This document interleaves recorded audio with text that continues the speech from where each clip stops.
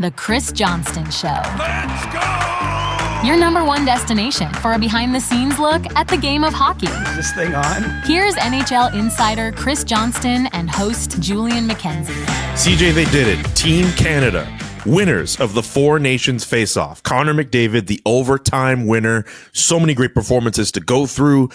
At some point, maybe we're going to have to do, well, maybe not you, but some flowers need to be given for Jordan Binnington. So many things to go through. I know sometimes throughout these podcasts, you've worried about your frenetic energy coming through. We need it more than ever for today's episode, for everything you've seen and processed from that championship game. Your thoughts? They did it, and they did it by about the tightest of margins you could imagine. This was the reintroduction of best on best hockey, the start of a new era for the McDavids and the Eichels and the Matthewses, the McKinnons, the McCarrs. And my goodness, what a tense, tight, tremendous final that we witnessed at TD Garden.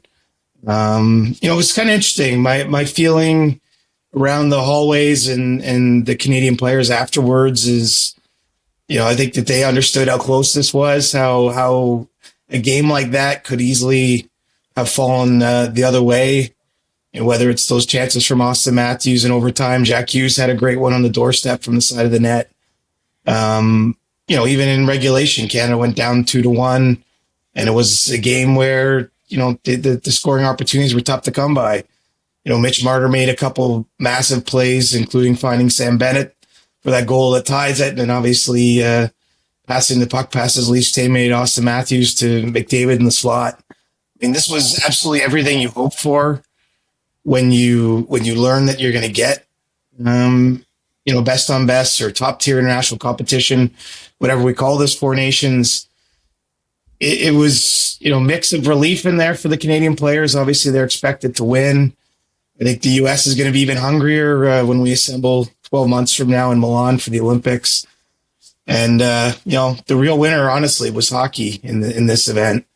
Canada gets those gold medals and the trophy and at least 12 more months of bragging rights at the international game. But this really was the appetizer for what's to come. What did you think of John Cooper's reaction when he straight up said, like, this game meant more than just for his own players, and that the entire country of Canada needed a win, and the backdrop that surrounded this game and really much of this tournament when it came to Canada, the United States playing against each other? I think John was tapping into the feeling a lot of Canadians have. The sovereignty of our country has been threatened repeatedly by Donald Trump, and was threatened again in the hours before the game Thursday. Bill Guerin mentioned to our colleague at The Athletic, Mike Russo, that when Trump phoned the team, before the morning skate on Thursday, that he even referenced the 51st state rhetoric that we've seen him roll out in public a fair bit. Canada did need a win. Our country is obviously evolving and changing. Nothing is static. Nothing is always how it has been. But I still think ultimately hockey's the game Canadians love most, if you could sum that up. This was a chance, as much as, I don't know how much the players were thinking about it. It was a chance for Canadians to puff their chest out a little bit. And, John Cooper, well, he's a lawyer. He's a smart guy. I think he recognized that, that this game meant a lot more to the people back home than just 68 minutes and 18 seconds of hockey. It was, it's a chance to feel proud about where you come from. It's a chance to reflect on the life that you get to live. And, I can speak only myself as a Canadian. The comments that Donald Trump has made are outrageous. They're just stupid. I don't know what gets proven over a hockey game. At the end of the day, it's just a sport. It's a beautiful sport. It's a sport I love more than anything else. But, I do think that game meant something. I mean, this was a politically charged event. I mean, there's no way around it. I mean, Noah Hannafin, for one, before the game, said that they were hoping to get a win for their country and for Trump, right? The players on the U.S. team were excited to hear from their president. I don't think on the surface that's bad. I don't necessarily think that means the players themselves are endorsing some of the things Trump has said about Canada's sovereignty specifically. But this was a very unique tournament for all kinds of reasons, as you mentioned off the top. A total one-off, this mid-season event we didn't know what we were getting, and quite honestly, I kind of started this thinking this no matter what happened that the tournament would be sort of relegated to the dustbin of history just because it doesn't have a past and it probably doesn't have a future. But I leave here this morning from Boston thinking we are 1,000% going to remember that it was played over 9 days, but it was contested over 12. We're going to remember those 12 days pretty clearly. This is a good segue to my next question. Because even if Connor McDavid, and he admitted it himself, didn't have the best game, that overtime goal, it's going to get played all over for the next couple of days. I've already seen it a bunch of times again this morning. Where do you think that goal lands for his legacy? Like, where do you put it on the mantle? I mean, obviously we know what he wants. He wants a Stanley Cup more than anything else in the world. But where do you put that for him right now? I mean, it's right near the top. I mean, we're talking about a guy who has 5 scoring titles, 3 Hart trophies. He's got a Conn Smythe trophy already in his case. But all Connor McDavid cares about at this point is driving team success. And the team that matters the most to him is the Edmonton Oilers. And you mentioned he came within a 2-1 game in June of lifting the Stanley Cup.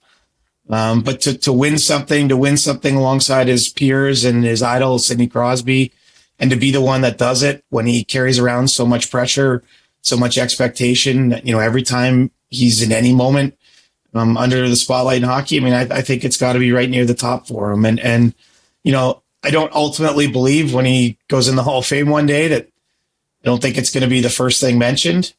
But I certainly do believe it's something we're going to be proud of. And honestly, even for him after the game, he talked about what a confidence builder it was for Team Canada, 12 months out from Milan. When John Cooper addressed the players in the visiting room at TD Garden, he brought up the Olympics already. I mean, this is the start of that for these players. And, I just think it's a huge plus for McDavid to have that moment individually. Remember, he opened the scoring too in the previous 2 games. Mm-hmm. He certainly in a really short tournament, had an impact on the games. He 100% was not his best. It might have been his worst game if we're judging it of the 4 that were played in this tournament. But, you can't really critique the guy who scores the goal that wins the tournament in the way that he did. I mean, he didn't get a better look all tournament long than the one he got in overtime, and he made no mistake. And, I think there's an important lesson there about what this sort of hockey is. I mean, even when it's not going your way, you have to find a way to stay in the battle and stay with it mentally, keep pushing. If we want to go back all those years, I mean, the symbolism wasn't lost, right? 15 years ago, it was 3-2 Canada over the U.S. in overtime in a tournament with great expectations. And the player who shouldered the most of them, Sidney Crosby, scoring the golden goal. This is not historically as significant of a goal, but it's 3-2 Canada over the U.S. in overtime. It's 97 instead of 87, ending this thing. And, there's just something that those players find a way. I mean, Crosby's Vancouver Olympic tournament wasn't always perfect. He took heat during that event. And all that anyone remembers is how it ends. I mean, I think ultimately it's about winning when you get to these tournaments, when you're talking about the best of the best. There's other lessons that are built into the sport, but it's about controlling a chaotic game and finding a way to turn the outcomes in your favor. And the best players always just have that small margin, right? Why were we asking for this? Why was Connor McDavid asking for this more than anyone else? We want to see what happens when you throw everybody on the ice. And I know this wasn't full best on best. I mean, David Pasternak's in the building, not able to play the game because, Czechia wasn't part of it. And we can go down the list of other players. But even still, you're seeing who rises to the top, right? You're seeing what McDavid's can do and what McKinnon's and Makar's can do. McKinnon's a tournament MVP. Makar's playing the most minutes for Canada in the biggest game. You're seeing other players that maybe don't get as much headlines. Like Jacob Slavin to me was just something. He's a revelation. We know this guy's a top end player and he's been in the NHL a long time, but in a game with those stakes, he was incredible for the U.S. 100% Austin agree. Matthews, I thought Austin Matthews had a great, championship game, and yet I can't even imagine how he slept after that. He had 3 looks at overtime. When you're a goal scorer of his caliber, you expect to score on those chances. And then he's on the ice, on the wrong side of it, watching McDavid score. I mean, at the end of a game where he really drove the U.S., he got moved up to their top line, got the puck to the front of the net on a couple of goals, picked up a couple assists. I mean, what a fantastic thing. I've already lost train of thought from where I began to where I ended, but where does it rank for McDavid? It's right near the top for now, but the great thing I can say is we hope he has a long career ahead, and he's got certainly a lot more chance to wear the Maple Leaf ahead to, further solidify that legacy you get to this point of Sidney Crosby's career. It's like, how do you even sum this thing up when you've done that much winning, from the 3 cups to the 2 Olympic gold medals to a world championship gold medal, the world junior gold medal, the World Cup, the 4 nations. I mean, eventually when you're a player that's that special, you almost lose track of what you would sum up. Although I still got to say this, I think the first line of Sidney Crosby's Hall of Fame, or when you look back, is going to be that he scored the golden goal. Yeah. This wasn't quite that for McDavid, but man, it must have felt so good after waiting that long to finally pull on his country sweater. You mentioned Austin Matthews. I want to mention him and Mitch Marner and their performances in a big game, because I think that's noteworthy to bring up, and I'll bring that up in a moment. But Jordan Binnington needs to be mentioned here. This is a guy who got so much criticism. I mean, Canada as a whole got a lot of criticism for the way their goaltending looked. And leading up to this championship game, Jordan Binnington, a lot of people, myself included, very skeptical about how he would show up in a big moment. But we seem to forget that he's done that before, and he did that in an amazing way against the United States on Thursday night. Just incredible performance from him in overtime. What did you think of his game? Doubted, questioned, outright slandered by people, by reporters, by fans, what have you. And I mean, he was absolute nails in overtime. I mean, the U.S. had the best chances in my mind. I mean, I didn't get a chance to watch it. You watch it one time in real time, and then I covered the post game, and then it's first thing the next morning. But my impression was the U.S. had certainly the best chances in overtime. And he slammed the door shut. I mean, John Cooper believed in this guy. He stuck with him for all 4 games in the tournament. He said afterwards he never thought once about pulling him or making a switch in tournament, which is something, I think a lot of Canadians were thinking they should do, especially after the loss to the U.S. in the preliminary round play. But Binnington fought through it all. I mean, if there's one thing he is, it's clearly he's a battler. Even on nights when he lets in maybe a tough goal, he doesn't go away. And he's a big game goalie. I mean, winning a game 7 at TD Garden and winning that game, 2 pretty good career moments for him. And what I think he's done over the course of this couple weeks is solidify really one of the 3 goaltending spots next year at the Olympics.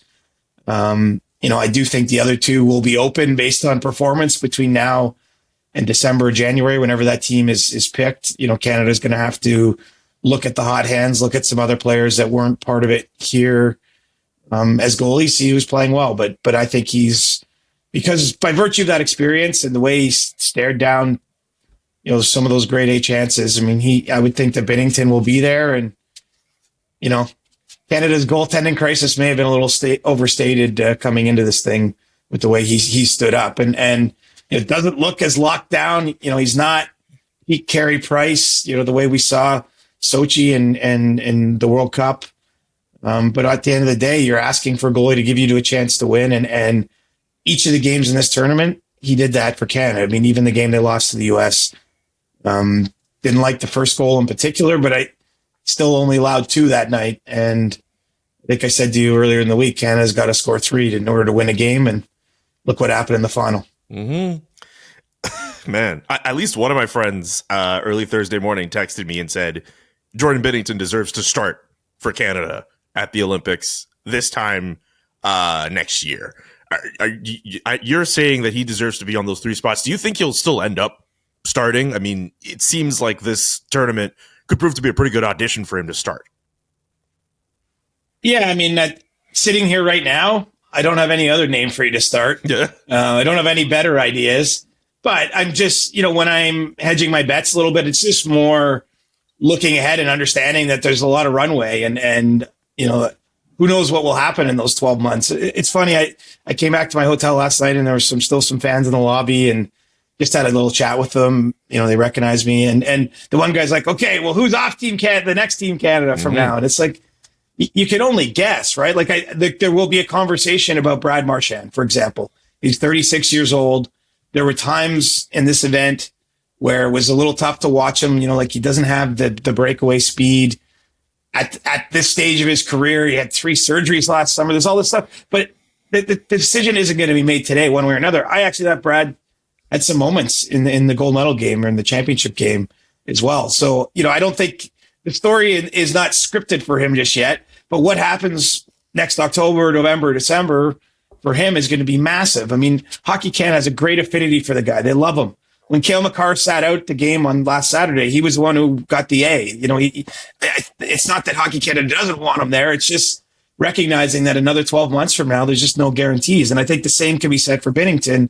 There's, you would think this will be a big boost for, where he's at mentally, like a real shot in the arm, but it doesn't always work that way. And so, we'll have to let it play out. But certainly as we're sitting here, I'd say, yeah, if I'm drawing up the Milan lineup in my hotel room, it's, they haven't even dried the champagne off the walls in the visiting room yet there. That for sure, that's Binnington's job. It's his job to lose. But there's enough time that depending on how he plays or how other people play, he could lose it. Okay. Mitch Marner, 2 big assists for him in the Thursday night. His performance throughout this tournament, I know the reputation around him. It seems as if people don't like him in big games because he shrinks. He showed out in a really big way in this tournament. And his buddy on the other side, Austin Matthews, also with a big game performance as well. And while maybe he didn't put up as many goals or points as some would have liked, a lot of people remarked at his defensive performances throughout this tournament. I don't mean to harp on the 2 Leafs, but this is as good of a time as any to have a Leafs corner. What did you think of those 2 guys throughout this tournament? Well, I'll start here with Matthews. I was talking to someone who works in the front office for another NHL team last night, not associated with the Leafs in any way. And he pointed towards the ice. He's like, Austin Matthews is going to benefit from a game like this. At that point, he would clearly 200 feet was playing well. He was driving offense, helped create a couple of goals. And it's another lot. The headlines write themselves. I'm sure someone in Toronto, and I haven't read the coverage yet, gets to be like, another loss at TD Garden because, the Leafs have lost 3 game 7s in this building. Snark aside, and look, some of those, it's also a factual statement. So it's earned in a sense. But I do think that playing in a game or set of games maybe as big as this and being as impactful as Matthews was, I think he elevated, which is something maybe both those guys have taken some criticism for in some of the Leafs playoffs runs. That could be something he can draw on and experience again, that in the back of his mind. I mean, I don't think that he deals with a lot of doubt, knowing Austin a bit, but I think that helps remove any doubt in a sense about where he stands in the game. Mitch Marner needed this. Really from the opening game of the tournament for Canada, he scores in overtime there against Sweden. From that point, he did get sort of dropped down in the lineup. I don't know that it was necessarily a demotion. Spent a lot of time in the middle section of the event with Hagel and Cirelli with the Tampa guys. And I thought that line clicked really well. At that point, I think that John Cooper was really seeking chemistry. One of the things he found here was he moved Braden Point up to playing with McDavid. And I think you kind of have, you have pairings now for the top 3 lines that we'll likely see in Milan. You've got McDavid and Point, who I think will probably be tied together with, the third line mate could go a few different directions. I think you're going to stick with McKinnon and Crosby on a line, which, they were for most of this event right from the get-go. And then, many of the shifts at even strength through it. And, it's probably not a slam dunk. Anthony Cirelli's on the Olympic team, but I think he's got a good chance given who the coach is. And so if that's the case, you've got Hagel and Cirelli kind of as 2/3 of the third line, and then you're filling in from there. I didn't mention Marner's name because I think one of the benefits that he brings to an event like this is he literally can play on your top line and he can play on your third line. And because he's so defensively sound, he's a very good penalty killer. Like, you trust him in both situations, which has huge value in a short tournament because things get moved around, and it gets the championship game. Who gets moved up? It's Mitch Marner, brought up, frankly, because McDavid wasn't going at the level he had earlier in the event. It was a tough night for him. He was fumbling pucks away. He still had his speed, but it just didn't seem like he was finding the areas of the ice that really threaten. And who does he get paired with? It's Marner to give him some life, and it worked. I mean, you can see it on that winning goal. McDavid shoots wide, the puck goes to Makar, he rims it around the Marner, and executes the play perfectly to get to McDavid that look. So, for Mitch Marner, I have to believe that he'll be walking on air coming home. One thing I'm wondering, honestly, Julian, for all these players is, like, how do they go back to NHL games? There's games. Bill and Larkin and the Minnesota Wild play the Minnesota Wild. Detroit Red Wings play the Minnesota Wild at like 12:30 on Saturday. Like, it's like not even 36 hours. And, obviously Matt Boldy and Brock Faber were here for the Wild. The Penguins play Saturday afternoon. I don't know if you'll see Sidney Crosby in that game. He clearly played through injury at this event. One player did remark to me, he's like, there's no chance I'm playing Saturday. I don't know if he was kidding or not, but you just get the sense that, honestly, everyone seemed like they emptied the tanks here in this event. So I don't know what it'll look like for the next week for the Leafs, for Marner, for Matthews, for any player, staff member that was a part of this. I think that it would be natural if there's maybe initially a letdown because these games were played at the highest level and the emotions were so high. But, when the Leafs are back in the playoffs, it's not too far from now, right? We're 2 weeks today from a trade deadline, and you got about 5-6 weeks of regular season and you're into the playoffs. So, life's going to come at these guys fast. And, this is another benefit, I think, to best on best for the top players is this, like, they want to be in this. They want to test themselves. I think that they can take a lot from it. And that's how the Leafs are going back. I would say their best players in particular get to have this moment in the final. I'm sure there's disappointment for Matthews that didn't end with a win for Team USA, but I mean, he played great in the championship game. When it really mattered, he was one of the guys that stepped up and elevated. I know I want to get to the Americans a little bit more in full, but I want to mention two Canadian players and get your thoughts on both of them. The first player, Nathan MacKinnon, who I think also had some incredible performances throughout this tournament. Yeah, I mean, he's just a horse, man. It's funny because, McDavid's so fast and McKinnon's so fast, but like the way they skate is different, right? Like I feel like McKinnon's like a galloping horse when it's like you can hear him skate even in a full building. Like, he's just so powerful. And, for him, we've known that him and Crosby are such good friends. I mean, what are the odds of two players that good coming from the same small little town just outside Halifax, Cole Harbour? They were tied at the hip through this tournament. Like, anytime you saw one, McKinnon was almost like Crosby's shadow. I think back to the day last Thursday when we woke up there, the night after Canada's opening win, the morning after Canada's opening win, there's a big blizzard in Montreal, and it's McKinnon and Crosby that schlepped out to Brassard, and we're on the ice for an optional skate, and we're working on some plays. Like, this was something you could tell McKinnon was savoring.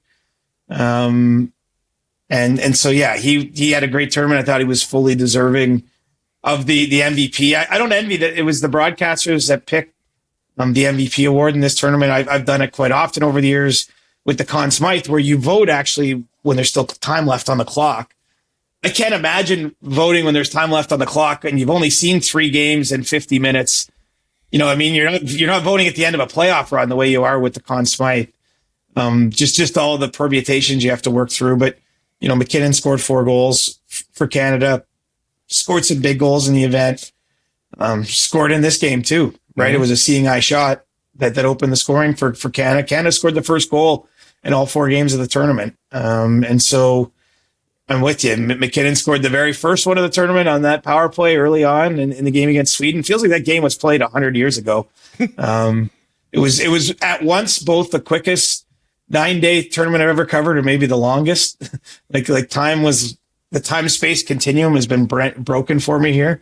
But it was something, man. It was pretty special. And one of the coolest moments I witnessed last night is I walked behind Crosby and McDavid were walking through the hallways to go to the interview area, and they came across Patrice Bergeron there. And Patrice, obviously knows Sid well, was with them all the way back on that World Junior team in 2005, won the Olympic gold medals with them. He'd brought a couple of his kids to the game. He takes Crosby. He's like, "You just keep winning, huh?" And gives him a hug and, shakes McDavid's hand. And, I actually had a chance to talk to Patrice afterwards, and he was just talking about how beautiful he felt like the hockey was in this event and how it exceeded his expectations, how he found it so fitting that all those years after 87 ended the game in Vancouver, it's 97 that had his moment in Boston in overtime. It just felt like this was a where were you kind of moment. I mean, it might almost be too soon for me to put the right. I feel like I'm falling short of putting the right points on it. It just felt like the kind of game, if you were anywhere near TD Garden and you had a way to get in, you had to be there. Yeah, I should mention too that Patrice Bergeron's kids were wearing 63 Marchand sweaters, Team Canada sweaters, which I thought was pretty cool.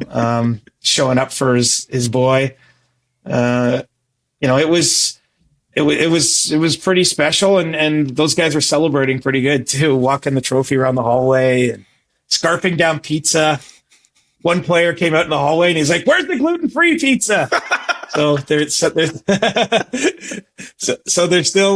still some health freaks, but naturally they let it go a little bit. And I'm sure they had a nice party after the game before, right now, some of the guys are probably flying back to their NHL cities, and the game ended 9 hours ago for those that are listening. I mean, we're recording this pretty soon after the next morning, and it's already back to work for those guys. Okay, the other player I want to mention who actually got an assist on the Nathan McKinnon game opening goal, and I did not expect him to have.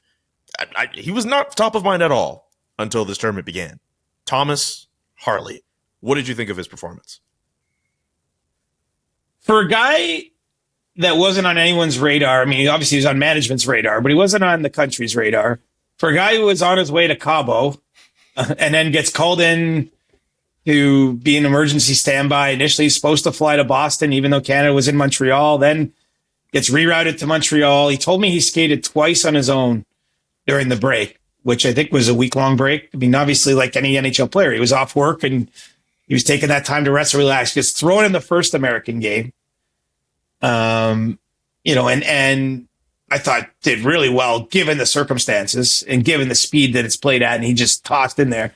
Then in the championship, he takes the morning skate and does everything. He did have another 5 days to practice with the team, but would have had no reason to believe he was going to play. And unfortunately for Josh Morrissey, he wakes up from his afternoon nap and he's unable to go because of illness and gets sort of thrown in again with, maybe it's better for a player to not have a lot of time to think about that, especially someone in Thomas Harley's situation. And he didn't hesitate, right? Like he didn't look at all overwhelmed.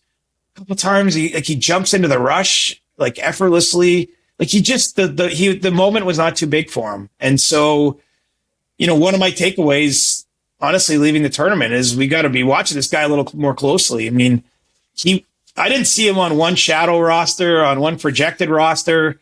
I'll admit I had to do that exercise for the Athletic. He wasn't on any of the ones I put out there. But now, I mean, he's 23 years old and has the benefit of those 2 games against the U.S. And I think the way he played, I mean, he signaled himself as someone to watch here in the next 9 months, 10 months until that Olympic team's picked. And, it's not a slam dunk by any means that he's on the team, but he's certainly put himself in a different level of conversation than he would have been able to guess.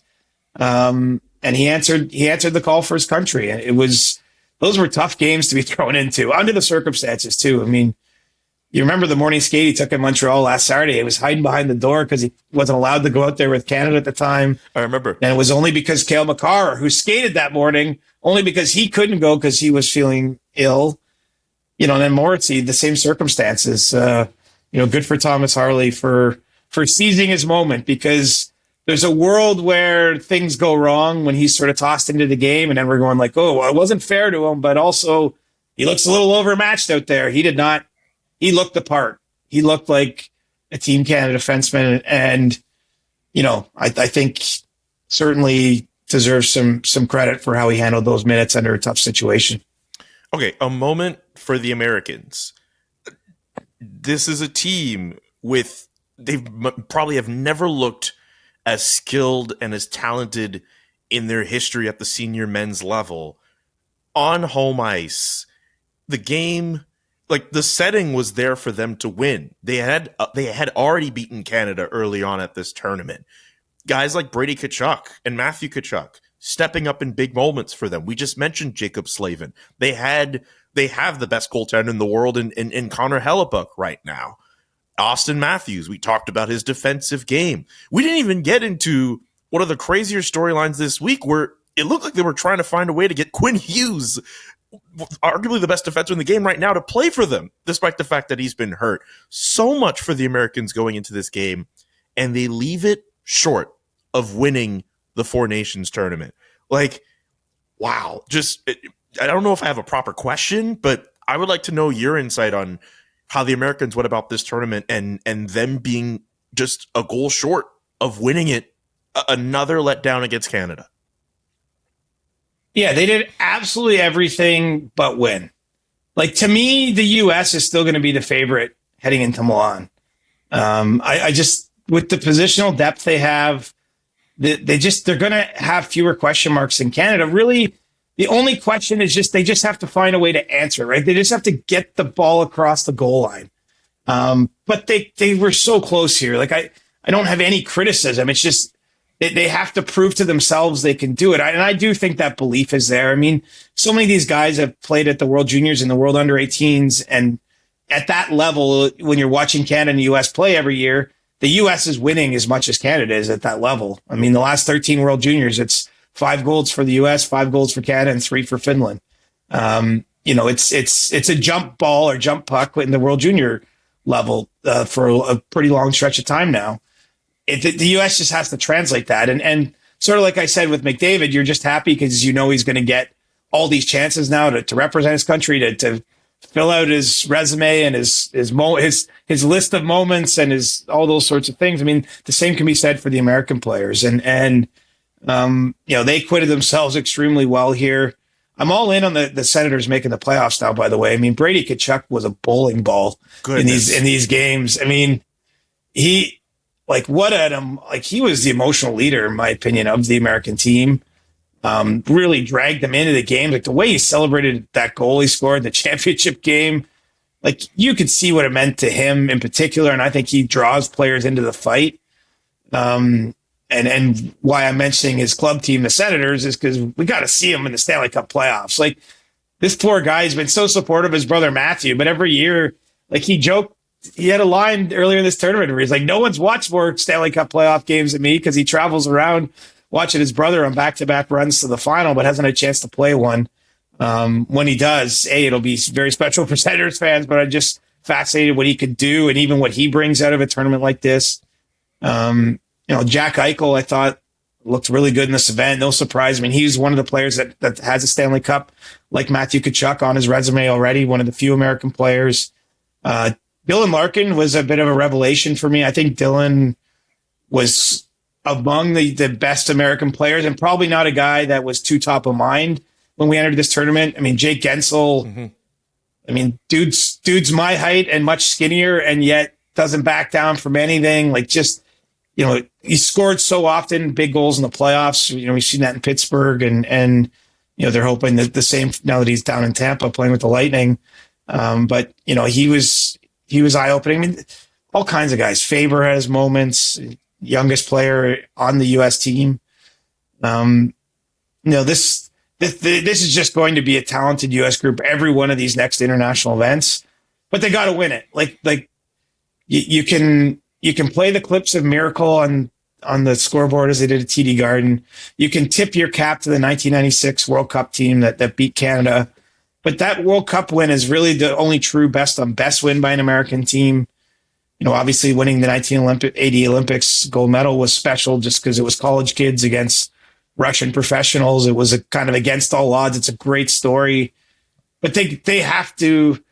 They've done everything but win the big one. And I know the message and the talk now will be all about how the Milan Olympic tournament has to be theirs. And quite honestly, after what I just watched, I have no reason to think it can't be theirs. Although there's unpredictability in these games, and there's going to be a little bit of doubt placed there. But I mean, they pulled out all the stops, and they were one shot short. I mean, sometimes you just got to tip your hat. I mean, hockey's a chaotic game. You can't control everything, and sometimes you got to live with a bitter loss, and that's a pretty bitter loss. Even though the stakes, the stakes are much different than what they'll feel at the Olympics.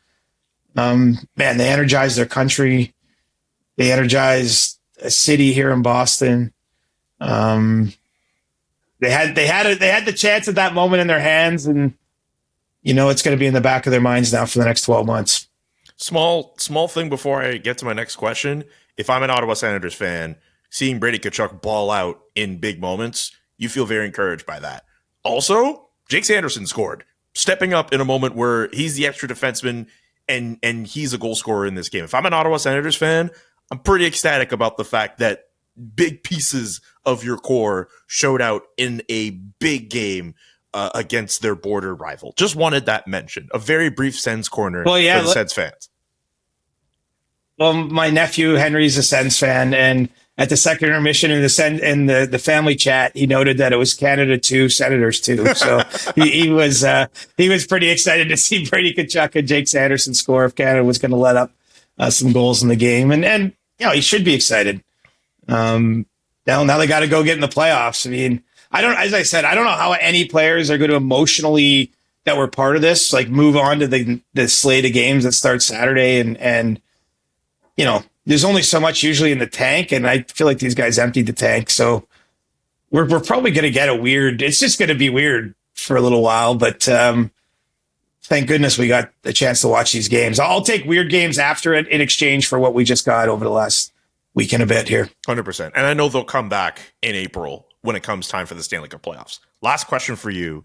Well, some of them. I mean, I'll tell you this. It sounds like the injury Matthew Tkachuk suffered is pretty serious, unfortunately. And, we should mention that he was only able to play a few minutes in the final game. He, was basically relegated to cheerleading from the bench in the third period in overtime.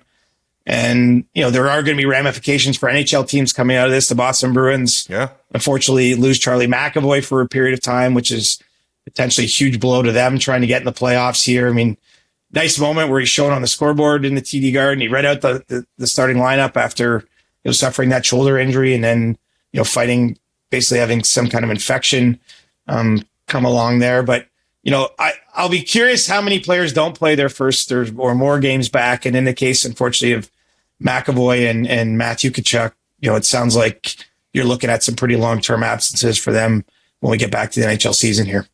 Last question for you, Siege.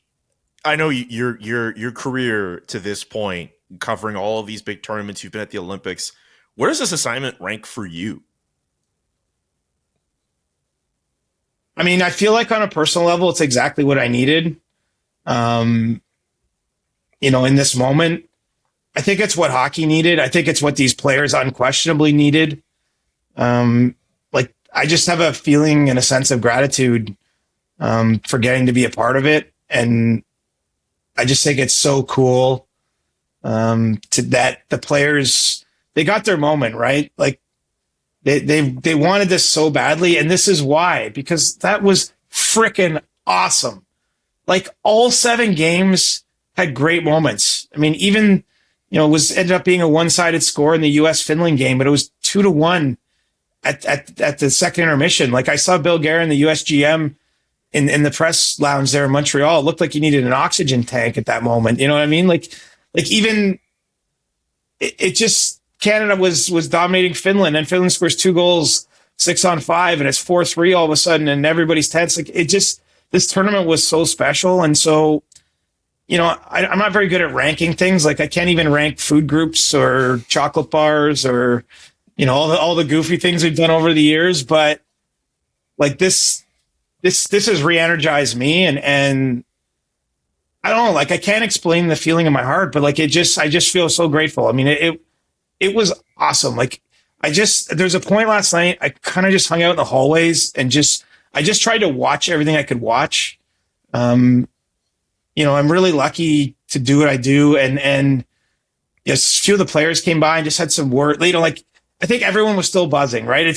It's like you shared this experience with them, even though obviously they're playing the game and they're doing the stuff that matters. And, I'm talking about the game and writing about it and all that, but it just, there was a real like sense of that we were part of something special. In any way we touched it. I mean, even like the PR staff for Team Canada, they posed for a picture with Brad Marchand in the hallway. Marchand was awesome. Marchand spoke to the media every freaking day, half an hour. Like he would just go and go and go. And they were calling him the media MVP, the PR MVP. Like there was just, it was really amazing event. I have to tip my cap to the players, to the NHL, to the NHLPA. Like this is a sport that's divided at times, right? And part of my job is to cover that and to discuss that and to be aware of that. This felt like everybody came together and put their best foot forward. And it's like, wow, look how good this can be. Like, look at the kind of attention this sport can get for the right reasons, the way it can engage people. I mean, 10 million people watch the Saturday Canada-US game. Like it might be a day or two before we get the number. It's going to be some gargantuan number for that final. And so what does it mean to me? Like, I just got to pinch myself that, like Mitch Marner said, 8-year-old Mitch Marner would have been doing cartwheels if you told him he'd score a goal for Canada from Sidney Crosby when he scored the overtime winner. Like 8-year-old Chris Johnston, if you had told him about his career, would be pretty, I don't know that I would have believed it all. And I can't believe I get to still be part of this kind of stuff. And, I'm standing there in the hallway and they're blaring the Nickelback out of Team Canada's room. And then Don't Stop Believing comes on and all the guys are singing along. And yeah, I mean, I just get to be very close to these really cool things and get to know these guys a little bit and get to see their struggles and their triumphs and everything in between. And this was an event I'm not going to forget. And I was bullish on it, but man, I even undersold what this thing could be because it was really special. Canada and the USA, the game they played yesterday, deserving of a stick tap. The NHL and the NHLPA for the Four Nations tournament, deserving of a stick tap. CJ, you deserve a massive stick tap for how you've been able to cover this tournament, for the work that you've done for The Athletic, and watching you do your thing on these shows. It's like watching a number one ace for a pitcher in the playoffs just go inning for inning and just pitch complete games. You have been able to provide us with the perfect look inside Team Canada and everywhere else throughout this tournament for us on the CJ show, as well, again, through your work at The Athletic. So you deserve a lot of praise for how you've covered this tournament inside and out. I just want that said. So those are my stick taps. I don't know if you have one. I don't think you really need one. You've done so much work already, but I will give you the space if you have one. Well, thanks for your kind words, man. I love you, and I appreciate that a lot. I'll give a stiff cap to the TD Garden crowd, though. They were chanting Johnny Hockey late in the game, and as I say, like, at the end of the day, this is just a sport, and the tragedy of losing Johnny Gaudreau and his brother Matthew in the summer still hung over things here, right? They had his sweater hanging in the U.S. room, a locker stall for him. Mike Ruzioni was the U.S. honorary captain for the championship game, came out wearing a Gaudreau jersey. And I just thought it was so cool a couple times late in the game and in overtime to hear that chant from that. And so, I know Johnny's, widow was at the game and his family was part of it. His dad Guy was on the ice with Team USA in Montreal early in the event. So yeah, it was, I'll give a stick tap to everyone for understanding that moment and Team USA nearly scored when they first did that chant. I thought, wow, how perfect would that have been? But, we're going to do this again in 12 months. And, man, I can't freaking wait. Me neither. Thank you so much to everyone who tapped in, whether on the audio side or on the video side. Get your questions in for CJ now for the next Ask CJ. The regular season games will resume very soon. We'll find a way to cover those. But of course, with the trade deadline coming up, we'll be all over that too. Siege, great work as always. I'm Julian. We'll talk to you all next week. The Chris Johnston Show. Follow Chris on Twitter @ReporterChris and follow Julian @JKA Mackenzie. The Chris Johnston Show.